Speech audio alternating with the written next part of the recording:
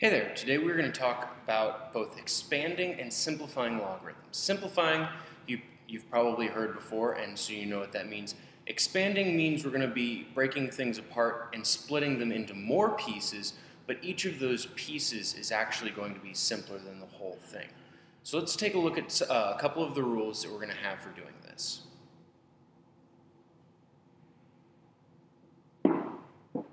All right, we've got two rules here. First off, we've got the product property, and we also have the quotient property.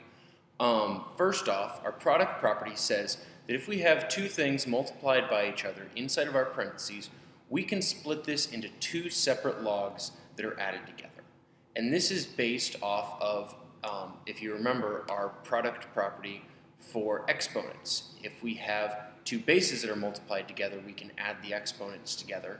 And since we're solving for exponents, we're basically doing the same thing. We're just writing that out in a different way that we can solve using logarithms.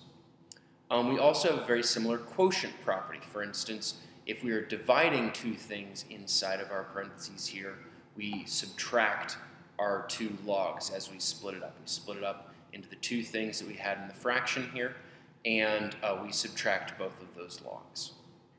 Let's take a look at two examples of how these are used in a couple of problems.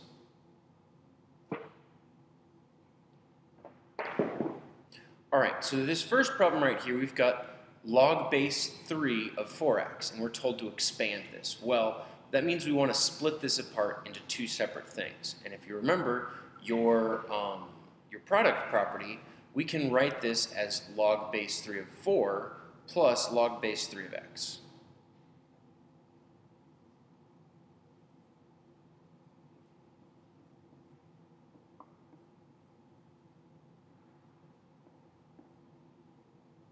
And this is our expanded form. There's not really anywhere else we could go with this.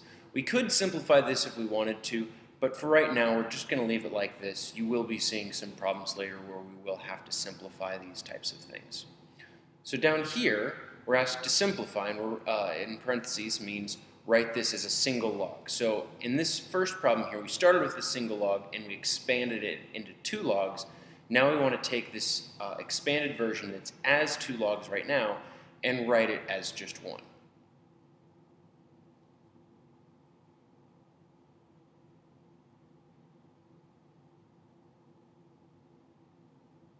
All right, so fixing those lines there. So we want to write this as one log, and if you remember our quotient property, we will divide these two numbers here. So if we write this out,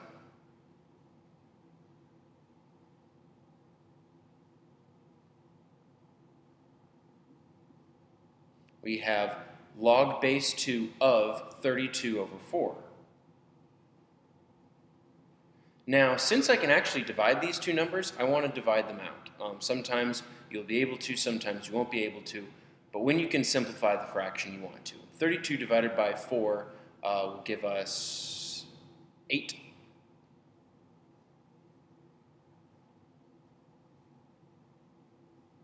So now I have log base 2 of 8.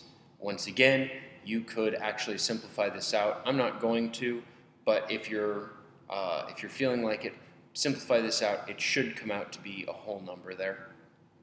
Let's take a look at one last rule that we have.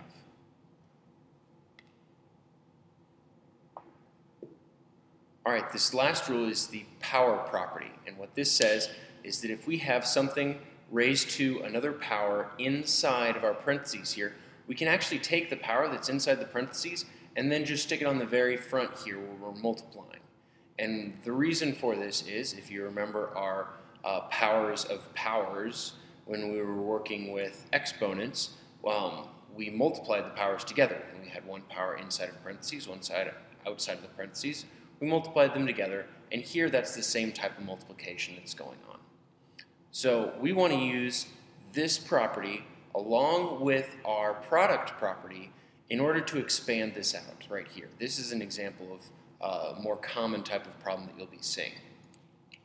So we're told to expand this, and we've got a couple of different steps we need to take. First off, we need to use our product property. We need to split this a and this b up.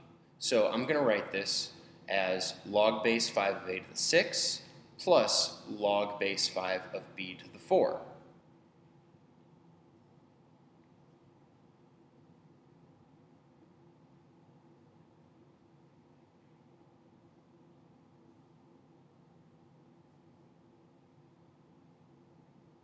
So here, I've just used my product property. That was the one that we showed on the last slide.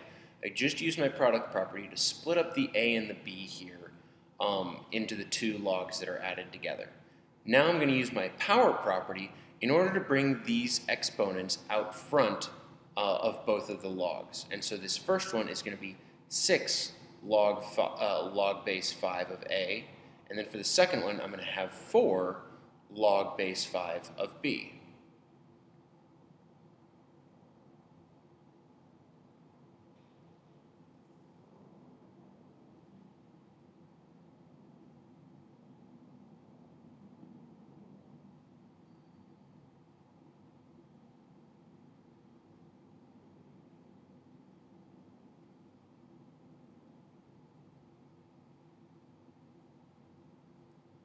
And once again, we won't have to solve out for either of these in this problem, especially when we have a and b as variables.